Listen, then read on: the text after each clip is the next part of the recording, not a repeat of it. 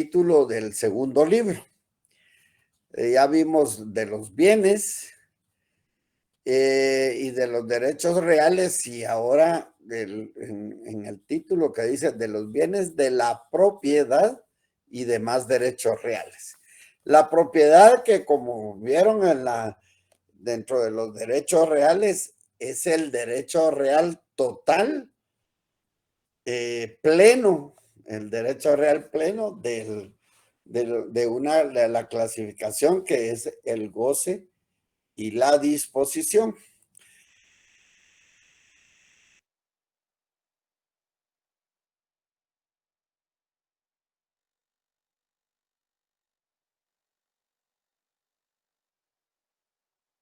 Propiedad siempre está bajo dos aristas, algo legal y siempre la contraparte, lo ilegal.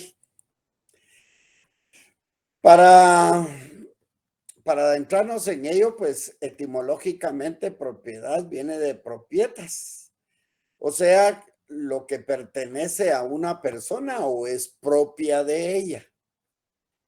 Antes se daba el res mea est, que la cosa es mía y representaba la identidad entre el objeto y propiedad con un sentido de pertenencia.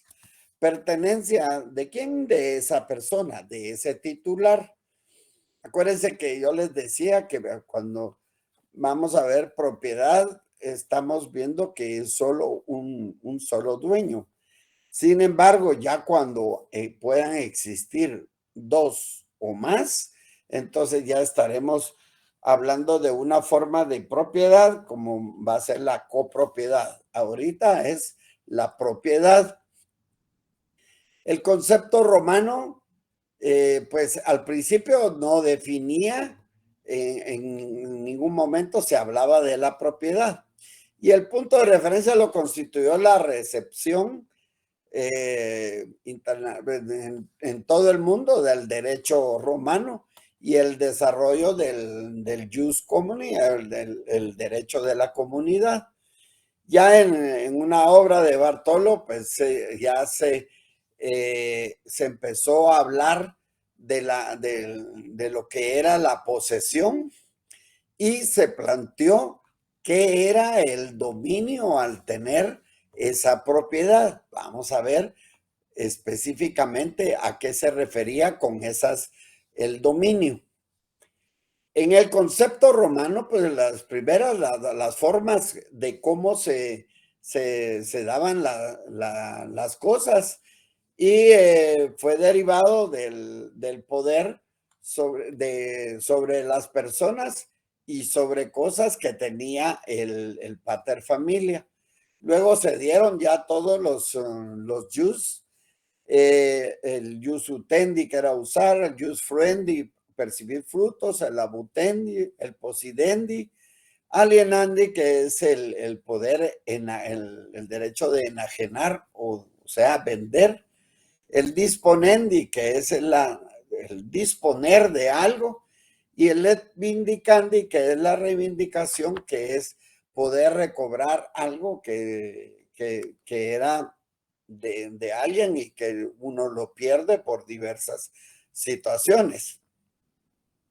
Ya las características específicas que se le fueron dando al derecho romano como un derecho absoluto, omnímoda porque era de solo de solo un grupo.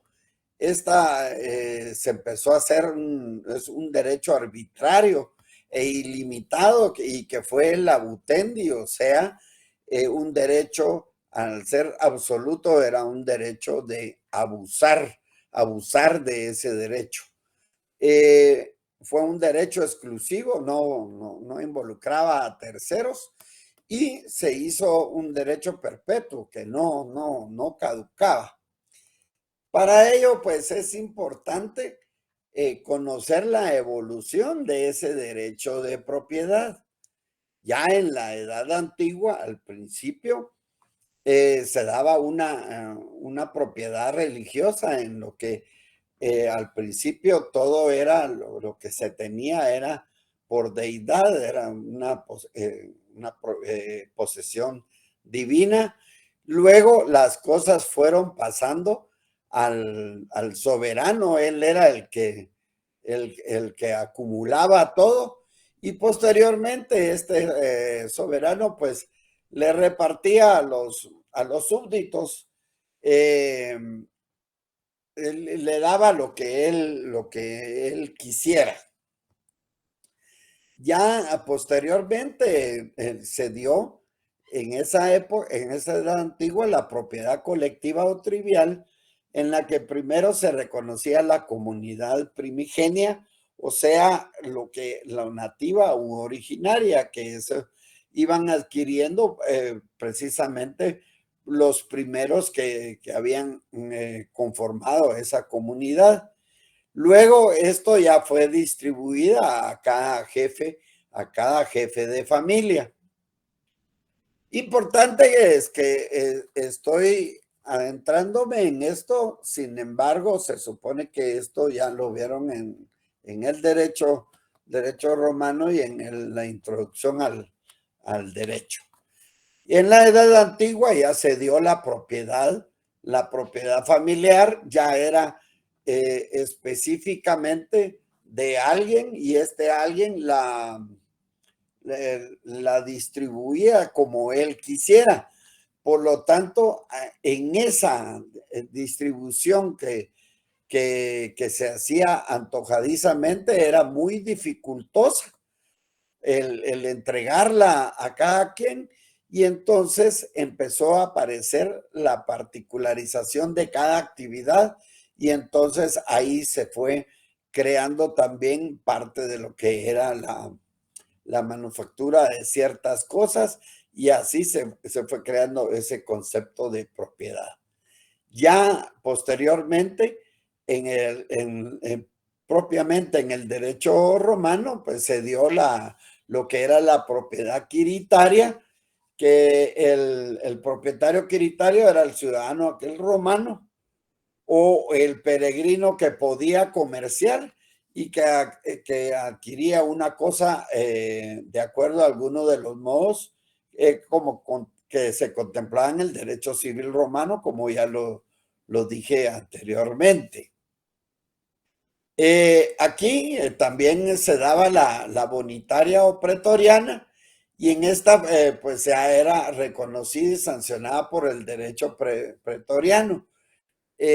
Al principio, en una solo se debía de hacer frente a una persona, y posteriormente se fueron dando el que tenía la posesión y todos los atributos de la propiedad debía servirse de la cosa y de sus frutos, pero en una forma no era el propietario y no podía emplear ningún modo de enajenación, o sea, de poderla transmitir o de poderla vender. Así era actuaba como propietario, sin embargo, podía usar la cosa, pero no la podía vender.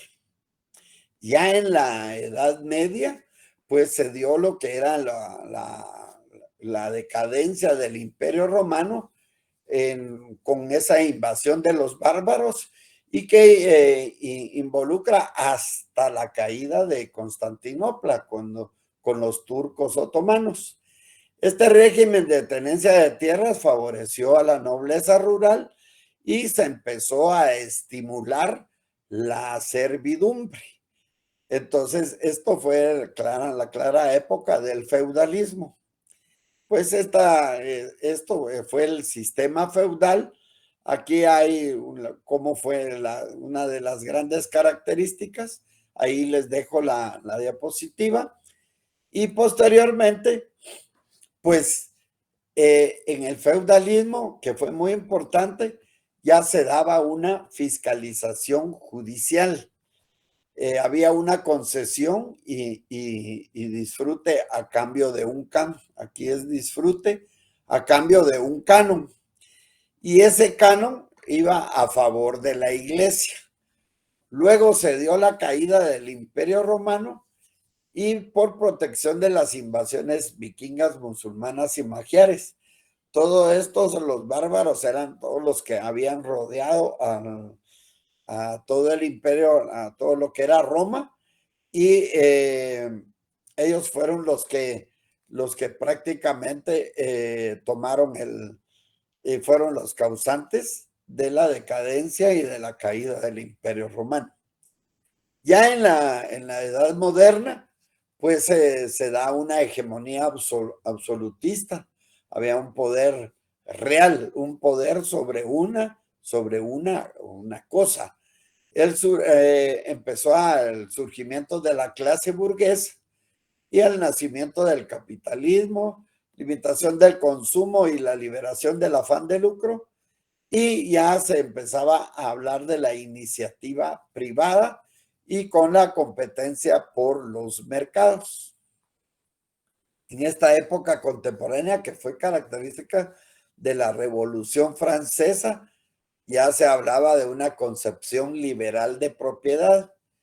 Se tomó como un derecho subjetivo en el cual ya era el hombre, era un libre titular de un conjunto de derechos inalienables, o sea, que no se podían vender ni transmitir, y eran imprescriptibles, o sea, que no prescribía ese derecho que se obtenía con la propiedad.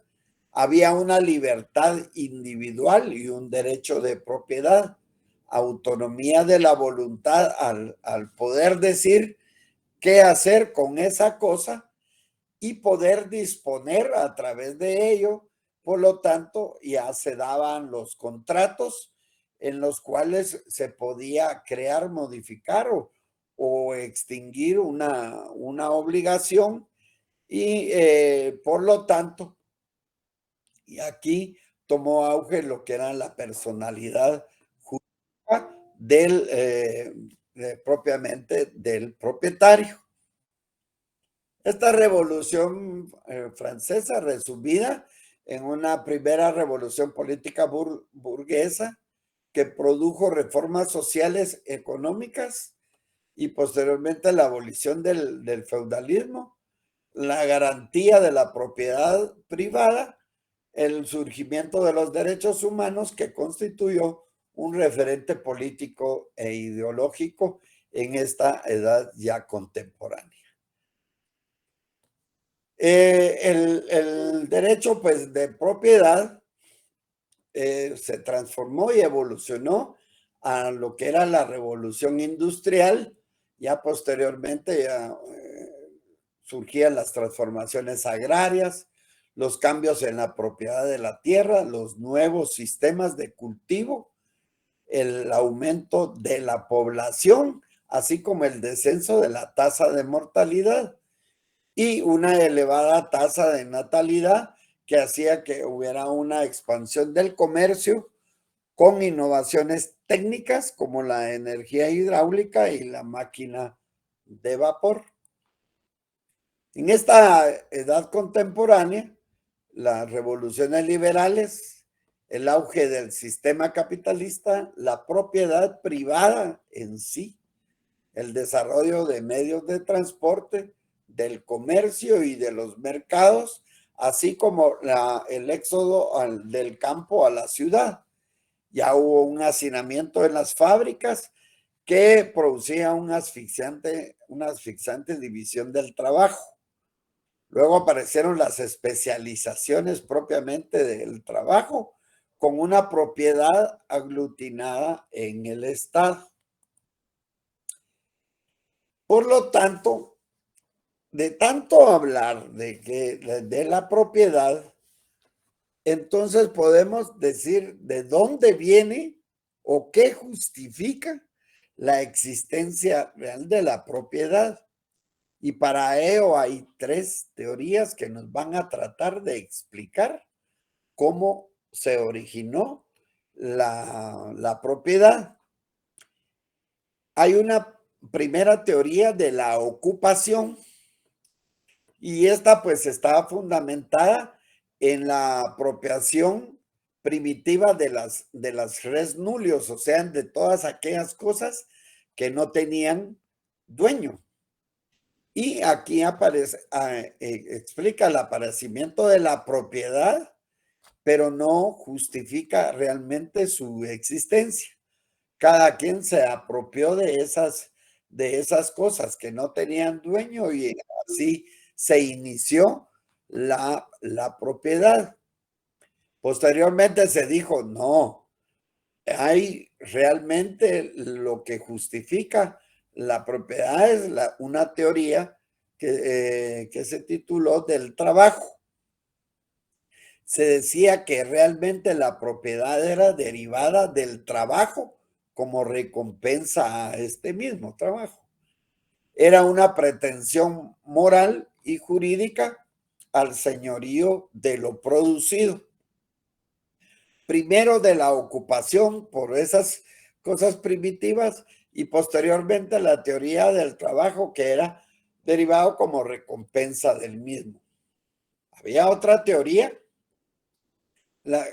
fue la teoría de la ley. El origen de esta establece que el origen de la propiedad se encuentra en la ley y que depende únicamente de la voluntad del legislador. Sin ley no existe ningún derecho y es la ley el verdadero fundamento del derecho de propiedad. Posteriormente hay varias teorías modernas, una cuarta que son las teorías modernas y que esta se dio con la teoría de la personalidad. Y esta sostiene que este derecho es la proyección del hombre encaminado a la conservación de su existencia y que entonces la teoría moderna se justificaba con la personalidad. Estas se daban de utilidad o servicio que reportaban a la sociedad. Y estos, Leroy Beaulieu y Simbale y Dagnano, que fueron los promotores de estas teorías modernas del trabajo. Las teorías modernas evolucionaron y posteriormente fundamentan la propiedad en una triple manifestación, tanto humana, familiar y social, que esta es el fundamento de esas realmente de las teorías modernas. Manifestación humana, familiar y social. Por lo tanto, ahora podemos decir y preguntarnos qué es entonces propiedad. Y como quedamos que es un derecho, ese derecho va a ser ese conjunto de normas que van a regular algo. Y entonces, el derecho de gozar y disponer de los bienes dentro de los límites y con las obligaciones que establece la ley. Este artículo lo leí únicamente porque ya lo leímos en la clase pasada. Por lo tanto, tiene consideraciones importantes en el cual se dice es un derecho. Al ser un derecho, como les dije, es un conjunto de normas que van a regular la conducta de algo o entonces esa conducta es de gozar y disponer de qué? De los bienes, pero que dentro de los límites, o sea, que la propiedad va a tener sus limitaciones y con las obligaciones que van a establecer las leyes. Esto lo vamos a poder ver cuando veamos las limitaciones. Este derecho supone pleno poder jurídico de lo que posee. Si se recuerdan, cuando es derecho real, es el poder jurídico directo e inmediato que tiene una persona para gozar y aprovechar una cosa total o parcialmente y hacerlo valer frente a todos. Entonces se puede emplear con el objetivo que desee. ¿Por qué? Porque se va a tener la disposición. Hay otras definiciones que han surgido a través de la primera que leímos, es una definición legal.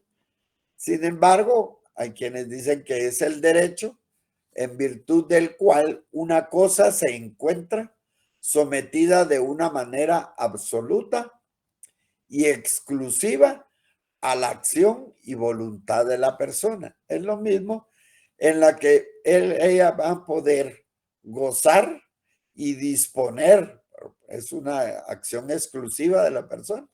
Por lo tanto, es un derecho absoluto, crea un poder absoluto capaz de limitar cualquier otro poder sobre la cosa y el ejercicio del derecho queda total, única y exclusivamente subordinado a la voluntad del propietario.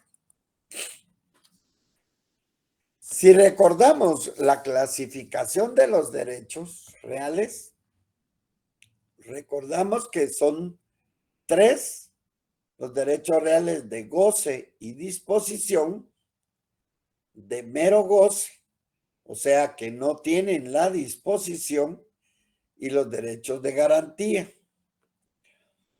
A través de eso, pues hay otra definición que dice, es el derecho real pleno de gozar y disponer. No se puede dejar de establecer el goce y la disposición. ¿De qué? De los bienes en forma absoluta y exclusiva, respetando los límites y obligaciones que establecen las leyes. Esta definición es una definición personal, pero debido a hacer un resumen de las definiciones anteriores. Hay otras, como la presencia de normas de derecho privado en un texto constitucional, y entonces ahí, al establecer las normas de derecho privado en lo constitucional, vamos a estar hablando realmente de la propiedad privada.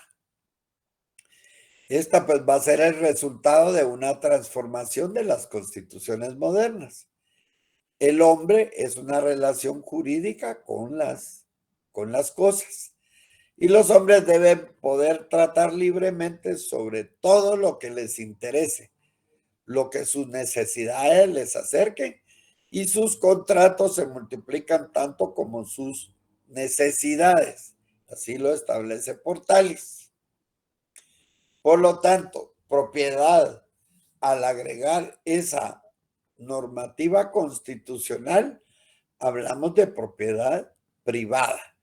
Este va a ser el reconocimiento de la propiedad privada como un derecho del individuo para la satisfacción de su interés personal. La propiedad privada se considera como una atribución o prerrogativa del individuo que se afirma proviene del orden natural, entendido como aquel estadio en el que todos los hombres son libres e iguales por naturaleza, como lo establece John Locke. En el artículo 39, ¿alguien tiene su constitución? A ver, queremos ver si... Artículo 39.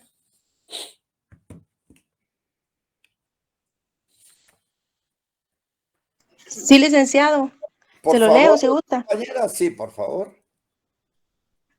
Artículo 39. Propiedad privada. Se garantiza la propiedad privada como un derecho inherente a la persona humana. Toda persona puede disponer libremente de sus bienes de acuerdo con la ley.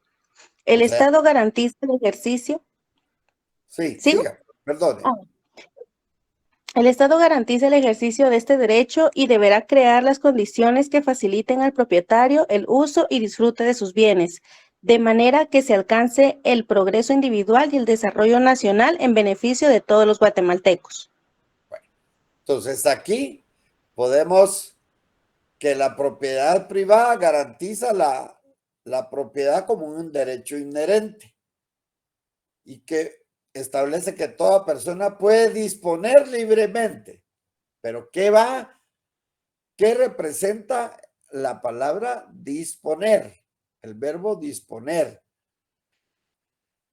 Y tiene derecho al uso y disfrute de sus bienes de manera que se alcance el progreso individual y el desarrollo nacional en beneficio de todos los guatemaltecos. O sea que va a ser muy importante dentro de la definición es el gozar, que es el uso y disfrute, y de la disposición, tal así como fue definida la propiedad. Entonces, ¿qué hace que podamos establecer en qué consiste esa función social del derecho de propiedad?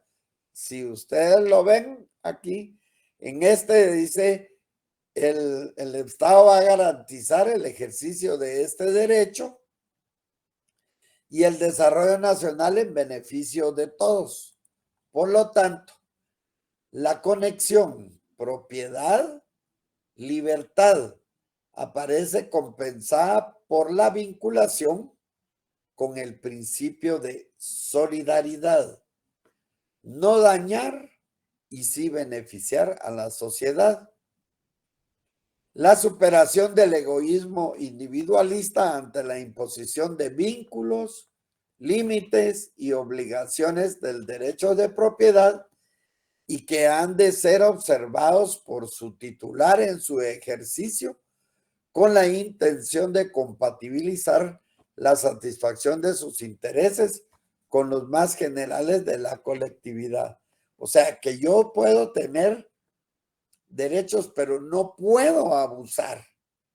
No puedo abusar de ese derecho. Voy a tener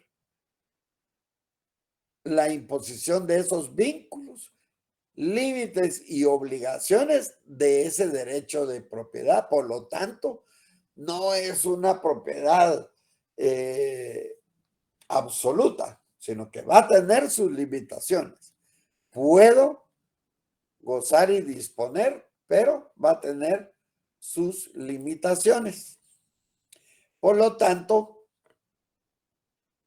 en la función social del derecho de propiedad, la facultad de dominio ya no está integrado solamente por un poder de libre disposición, que es lo que les estaba explicando, sino también por deberes y obligaciones derivadas de la exigencia del principio constitucional de la función social. O sea, esas exigencias de esa normativa de la Constitución, eso representa la función social del derecho de propiedad. El decreto 529 del Congreso de la República, la ley de expropiación, se entiende por utilidad o necesidad pública o interés social para los efectos de esta ley todo lo que tienda a satisfacer una necesidad colectiva, bien sea de orden material o espiritual. O sea que yo tengo esa limitación y esa función social va a estar establecida en la satisfacción de esa necesidad colectiva. Entonces, ahí está más que claro en qué consiste la función social del derecho de propiedad. Entonces, nos queda saber qué es ese dominio o qué es decir que voy a gozar y que voy a disponer. Pero primero, ese dominio es el que se va a atribuir a su titular todas las facultades que puedan ejercerse sobre las cosas y derechos que surjan del pensamiento humano dentro de los límites que establece la ley. es una manifestación de la plenitud general que va a constituir la propiedad, porque yo puedo gozar y disponer, aunque voy dentro de los límites que establece la ley. Pero ¿qué es el dominio? Ese dominio va a ser el poder físico que se ejerce sobre una cosa con intención de manejarse como verdadero propietario de ello. Yo tengo el contacto con esa cosa y esa es mía. Yo soy el verdadero propietario. Es esa posibilidad amparada del derecho de identificar una cosa corporal para obtenerla y tenerla y ejercer actos sobre ella que van a implicar el máximo aprovechamiento de sus ventajas o utilidades. Por lo tanto, ese derecho de usar, gozar y disponer de una cosa, siempre que no se haga de ella un uso prohibido por las leyes. Derecho de usar, gozar y disponer de una cosa. Entonces, las facultades del dominio van a ser dos: de disposición y de uso. En el uso se da el aprovechamiento. En el uso es la utilización del bien. Y en el aprovechamiento va a ser el disfrute de los beneficios o frutos que dé la propiedad. Pero la disposición que yo pueda tener en estricto sensu va a ser enajenar. A ver, ¿quién tiene un diccionario que me pueda, diccionario real de la Academia Española, que me pueda leer qué es enajenar?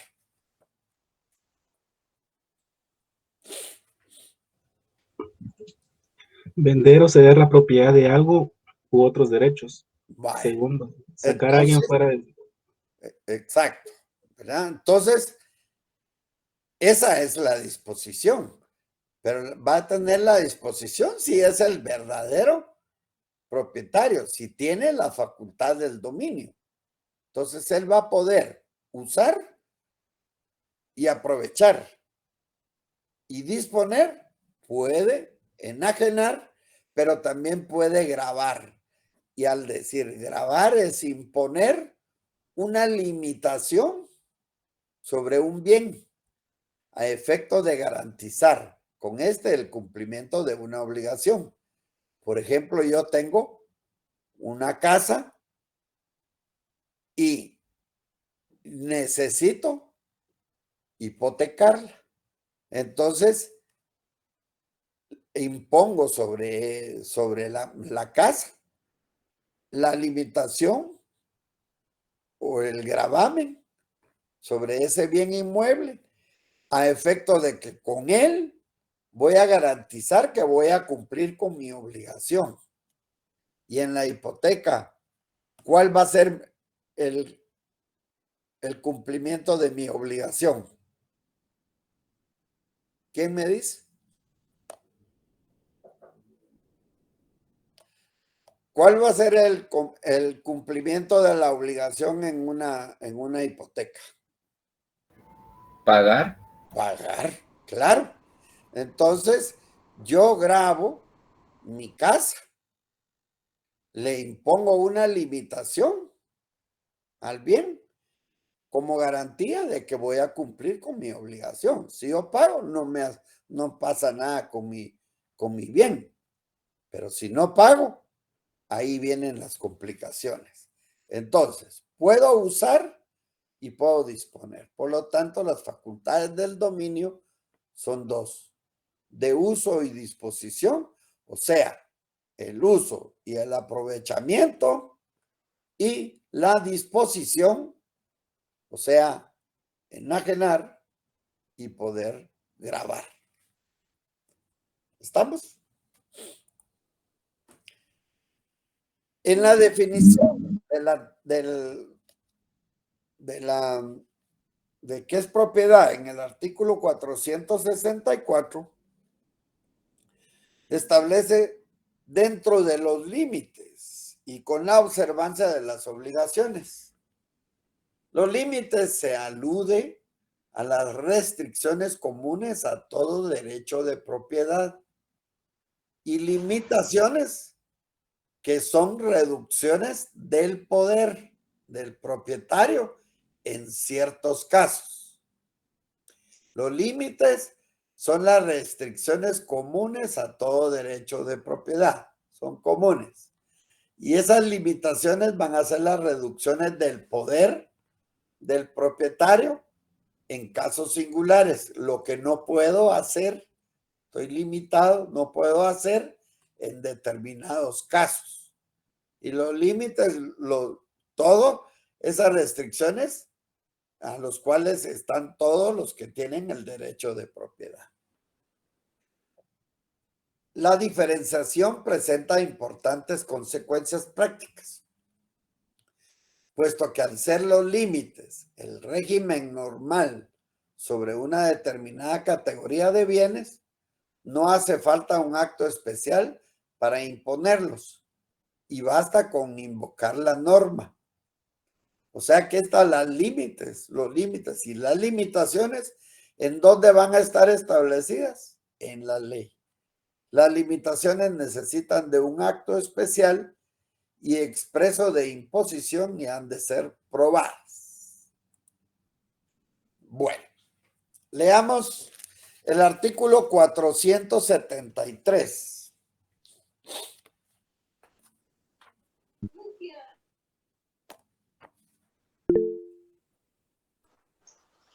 ¿Se lo leo yo, licenciado? Por favor. Artículo 473. Subsuelo y sobresuelo. La propiedad del predio se extiende al subsuelo y al sobresuelo hasta donde sea útil al propietario, salvo disposiciones de las leyes especiales. O sea que sea útil. No tenemos más allá de eso, no representa ya nuestra propiedad. O sea que vamos a tener esa limitación. Entonces, no podemos solo el suelo y sobresuelo. Limitaciones de la propiedad. Entonces, en el 474 hay una prohibición de hacer excavaciones que dañen al vecino. En un predio no pueden hacerse excavaciones o construcciones que debiliten el suelo de la propiedad vecina, sin que se hagan las obras de consolidación indispensables para evitar todo daño ulterior. Entonces no se pueden hacer excavaciones ni construcciones cerca de paredes ajenas de copropiedades peligrosas y prohibición de plantar árboles cerca de una heredad sin guardar la distancia indicada por la ley. Esto está en el 474. Artículo 475. Deslinde y amojonamiento. Todo propietario tiene derecho de obligar a los vecinos propietarios o poseedores, y él mismo también tiene esa obligación, al deslinde y al amojonamiento, y según la costumbre del lugar y la clase de propiedad, a construir y a mantener a prorata las obras que los separen. El deslinde pues no es más que establecer hasta dónde llega con los mojones, hasta dónde llega su propiedad. Y no más, porque si no estaría uno abusando de ese derecho de propiedad. O sea, no puede establecerse más de lo que se tiene. Yo tengo que delimitar mi propiedad. Tengo también obligación de cerrar el fondo, de modo que lo estime conveniente o lo dispongan las leyes y reglamentos municipales, salvo los derechos de servidumbre, que esos los vamos a ver cuando veamos las servidumbres. Una finca también denominada en derecho fundo o predio. O sea, tengo que delimitar exactamente hasta dónde llega mi propiedad.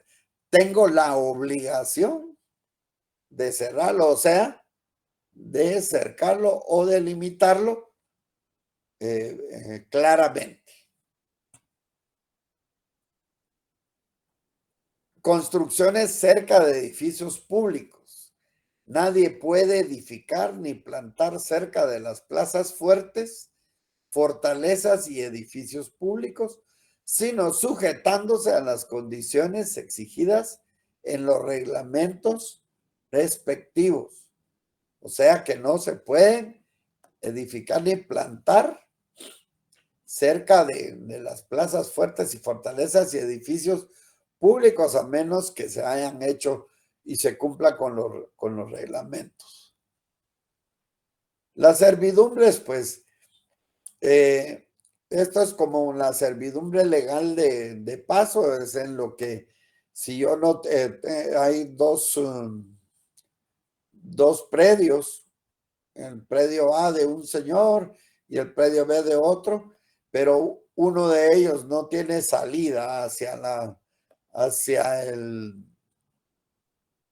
a lo que es la vía pública, se debe dar una servidumbre legal de paso. Eso lo vamos a ver cuando veamos las servidumbres. Por lo tanto, las limitaciones. Limitaciones de la propiedad, construcciones no permitidas. Nadie puede construir a menos de 2 metros de distancia de una pared ajena o medianera. Aljibes, o sea, aquellos depósitos, cisternas, ¿verdad?, de agua, pozos, cloacas, letrinas, acueductos, horno, fraguas, chimeneas, establos, ni depósitos de agua ni de materias corrosivas, sin construir las obras de resguardo necesarias y con sujeción a cuantas condiciones se prevengan en los reglamentos de policía y de sanidad. O sea, todo hay esas limitaciones. Si yo no las cumplo, hay un abuso de propiedad. Ese es un abuso de propiedad. Prohibición de actos que dañen pared medianera, una pared que divida un predio de otro predio. No se puede poner contra una pared medianera que divida 2 predios de distinto dueño ninguna acumulación de basura, tierra, estiércol u otras materias que puedan dañar la salubridad de las personas y la solidez y seguridad de los edificios. Tanto en estos como en los enunciados en el artículo anterior, a falta de reglamentos generales o locales, se ocurrirá un juicio pericial. Entonces, no se puede. Siembra de árboles cerca de heredad ajena, si son grandes, no a una distancia de 3 metros, y si son de arbustos o árboles pequeños, de 1 metro. Entonces, debido a que también se tiene el derecho de exigir que se arranquen los árboles, debido a para que exista mayor distancia de la señalada en el artículo que precede, si por la extensión de sus raíces amenazaran la seguridad de sus construcciones. Hay árboles que las raíces destruyen las paredes medianeras y provocan daño al predio vecino. Ramas que se caen sobre propiedad vecina. Si las ramas de los árboles se extienden sobre alguna heredad jardines o patios vecinos, el dueño de estos tendrá derecho de reclamar que se corten en cuanto se extiendan sobre sus propiedades. Los frutos que caigan pertenecerán al vecino de donde cayeron, ¿verdad?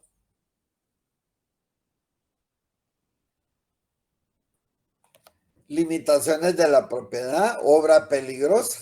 Si un edificio o pared amenazare peligro, podrá el propietario ser obligado a su demolición, ¿verdad? Entonces, si hay una pared que está provocando peligro para el resto de las demás construcciones, pueden solicitarse que sean demolidas. Entonces, a sabiendas de todo eso, tenemos, así como hay limitaciones a la propiedad, no podemos abusar de la propiedad, hay acciones protectoras como medios de defensa. Primero tenemos en el artículo 468 y 69 la acción reivindicatoria, que es la que procede cuando un tercero de forma indebida se apropia de un bien. Entonces debe demostrarse su titularidad dominical, no de domingo, sino de dominio, a efecto de recuperar el mismo. También se tiene una acción publiciana y consiste en el derecho que se dispensa quien detenta un bien poseedor de buena fe y con justo título que esté próximo a beneficiarse con la usucapión. La usucapión es obtener un terreno a través de la posesión de un terreno a través del tiempo. En el caso de que se hubiera despojado por un poseedor de inferior condición, o sea, es el derecho que va a tratar de que se reconozca a esa persona que tiene la posesión por largo tiempo y que son de posesión de buena fe. Y luego están los interdictos, que los interdictos son esos medios de defensa, proceden respecto de bienes inmuebles y de ninguna manera afectan las cuestiones de propiedad ni de posesión, y en ellos no se puede resolver alguna sobre la propiedad. Estos pues están en el artículo 249 del Código Procesal Civil y Mercantil. Ahí están establecidos los interdictos. Hay de amparo, o de posesión, o de tenencia, de despojo, cuando no se quiere hacer el apeo y deslinde, y de obra nueva o peligrosa. En el artículo, pues ahí están, aquí les dejo nada más los artículos 464, 65, 66, hasta el 68, que es del Código Civil. Ahí está un poquito más grande.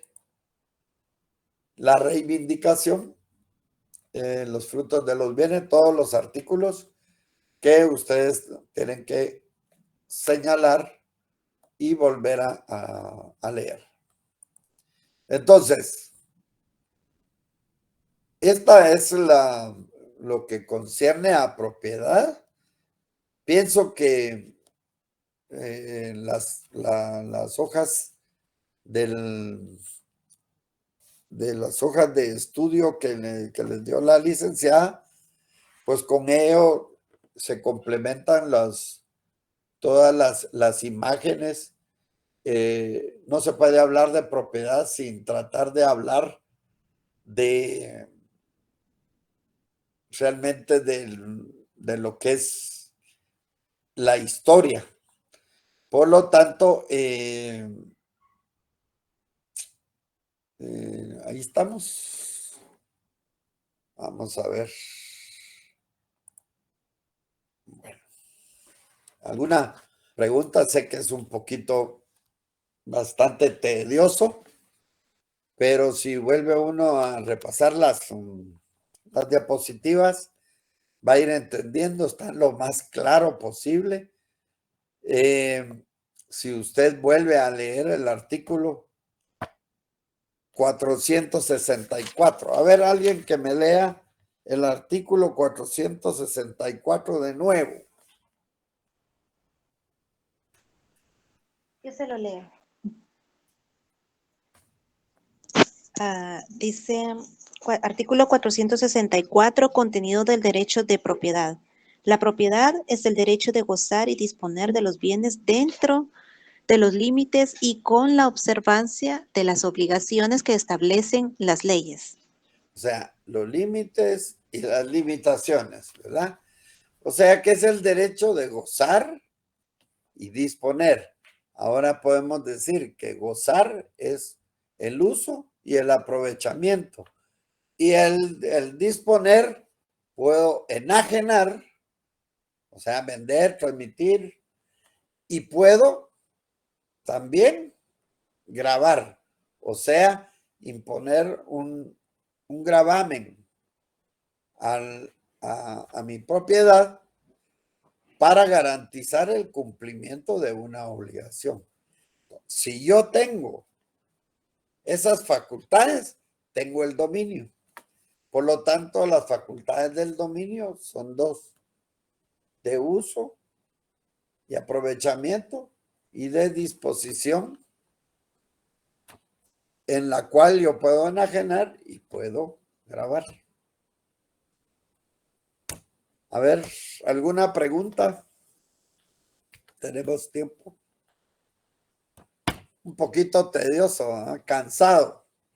Si es cansado para ustedes, ya se imaginan para mí. Pero yo creo que es muy, muy bonita. Sí, diga, Cristian. Buenas tardes. Sí, Cristian, dígame. Sí, disculpe, tengo una duda con relación a la reivindicación y se me ocurre el asunto de España con los invasores de las propiedades. Dice el propietario de una cosa, tiene el derecho a reivindicarla de cualquier poseedor o detentador. ¿Qué se hace en Guatemala, digamos, con los Esa es la acción reivindicatoria, es tratar, usted tiene que demostrar que esa cosa es suya. Y entonces usted tiene que demostrar que es propietario. Y entonces interpone una acción reivindicatoria. Si alguien se la ha quitado, tiene derecho a que se la devuelvan. Así de sencillo. Disculpen, esa acción reivindicatoria, Cristian, se plantea a través de un juicio. Un juicio en los juzgados civiles, ¿ya? Y es un juicio ordinario. ¿Y a los ocupantes les protege la ley, por ejemplo, el derecho de habitación o algo así? ¿O es que todo eso lo tiene que demostrar. Todo eso lo tiene que demostrar usted en juicio, porque no sabemos en qué calidad están las personas habitando ahí. Por medio de la ocupación no se pueden adquirir bienes inmuebles. Esa figura no aplica para ahí. Aquí estamos hablando de propiedad. Ocupación es un modo de adquirir la propiedad, pero para bienes muebles, no para inmuebles. O sea que la ocupación se da para cosas que no tienen dueño. Pero muebles. Pero que sean bienes muebles. Bienes inmuebles es invasión. Eso es invasión. Ah, sí, eso, pues es que bueno, lo que están hablando en España es de la invasión. Invasión. Eso es de bienes inmuebles. Ah, excelente, gracias por la aclaración, eso es un buen punto, muy amables. Gracias, Lick. Bueno, estamos. ¿Alguna otra pregunta? Es que esas acciones son las que protegen la propiedad. Obviamente, si la están protegiendo, yo como dueño tengo que comprobarlo, porque no es solo de venir a decir, ay, mire, aquel lote es mío, fíjese, porque lo heredé de mis tatarabuelos. No, Cada bien tiene un titular y debe ser comprobada como tal, y para eso están las acciones para defensa de la propiedad. Otra cuestión sería que alegara una posesión y un usucapión, pero eso es aparte, no hay que confundir las figuras. Así, y eso es lo que estamos haciendo aquí al estudiar los derechos reales, ¿verdad? Ir ubicando cada figura. Por ejemplo, le comentábamos al compañero que por ocupación no se adquieren bienes inmuebles, y lo vamos a ver cuando tratemos el tema en especial, en específico. ¿Alguien más? ¿Algún comentario? Bien, ¿Sí? ¿Doctor? donde están las tres acciones. La acción reivindicatoria, la acción policiana y la acción de los interdictos. interdictos. Los interdictos sí es en la vía sumaria. Uh-huh. Sí, en la vía sumaria, sí.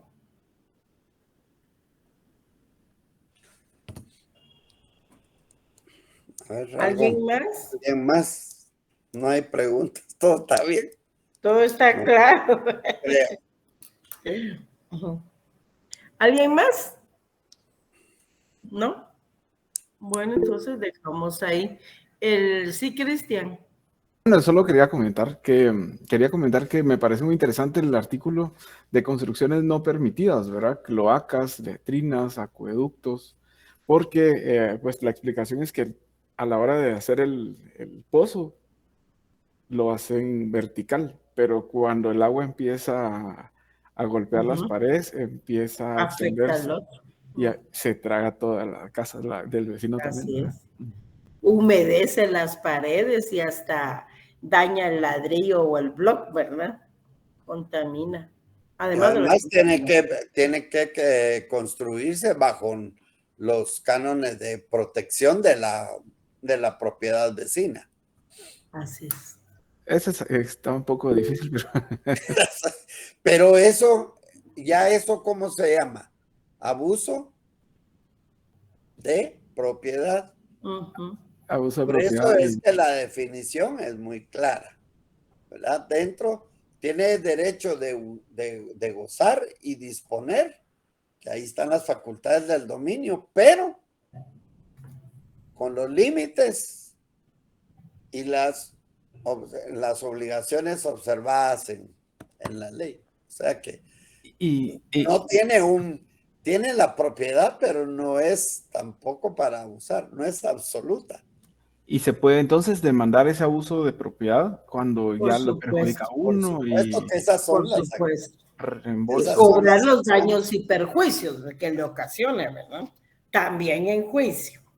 También en juicio. Oliver Carrera, usted levantó la mano. Buenas noches, licenciada. Buenas noches, doctor. Una consulta. ¿Serían ustedes tan amables de poderme como ampliar un poquito lo del fondo en relación a los derechos de servidumbre? Yo entendí que más tal vez era como ya las propiedades que se tienen de muchos años como parte de un legado, podría ser, licenciada. Y ahí en la diapositiva le puse la definición de fondo. ¿Qué es el fondo? Es una finca y todo. La obligación de cerrar el fondo es delimitar hasta dónde es su propiedad, no más de lo que es delimitar. Lo puede cerrar o lo puede delimitar con vallas o setos, pero tiene que ser bien delimitado lo que usted posee, no más de lo que usted posee. Por eso es que tiene la obligación de cerrar el fondo, o sea, delimitar bien su propiedad. Y en relación a los derechos de servidumbre, eso, digamos, lo vamos a ver después. Lo vamos a ver específicamente cuando veamos la servidumbre. Pero les puse ahí el ejemplo que digamos que un predio con respecto a otro predio, pero uno de los dos no tiene salida a la vía pública. Entonces, uno de ellos, que sí está cerca del de la vía pública, tiene que darle una servidumbre legal de paso, por ejemplo. Entonces, esas son las limitaciones. Y si usted le dice al dueño del predio no tiene salida, que no le da, entonces él puede recurrir a la ley porque eso está establecido en ley que le debe de dar. Son limitaciones a su propiedad y tiene que cumplirlas uno. O sea que la servidumbre va a ser obligatoria. Como por ejemplo cuando se distribuyen terrenos para una familia, por decirlo así, y hasta el fondo del espacio de donde está cerrado el fondo queda un terreno que es de uno de los familiares, a puro tubo, por decirlo así, los demás familiares tienen que dejar un espacio para entrada y salida de ese familiar. Así es, eso es. Y es por ley, no puede negarse. Muy bien. Muchas gracias, doctor. Muchas gracias, licenciado. Bueno.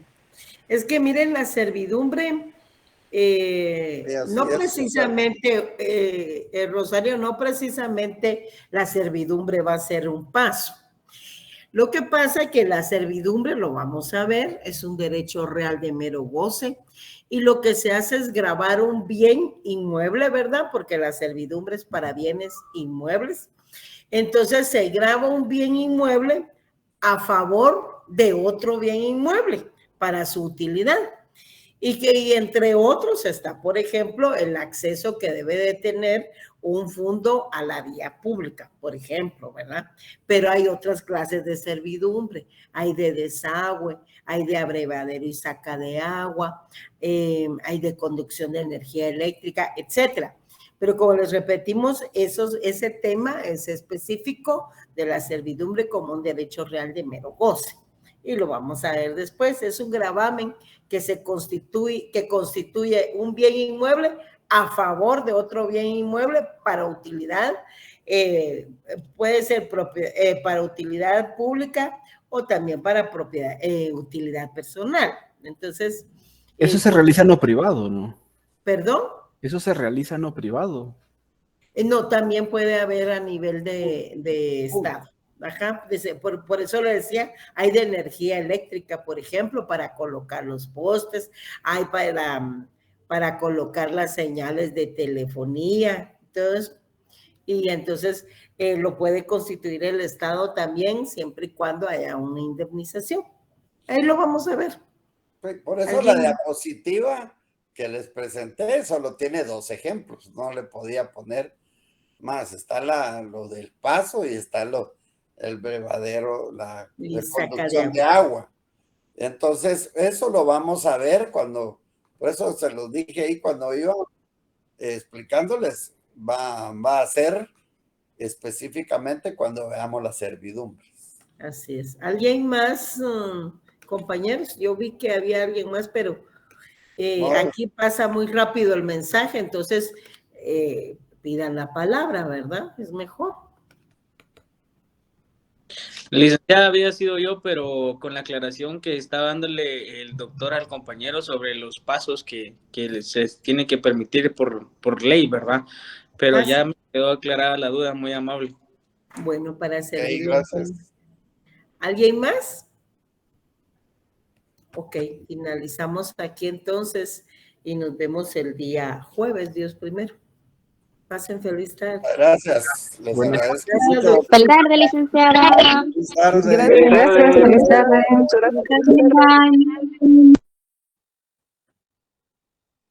Feliz noche. Feliz noche.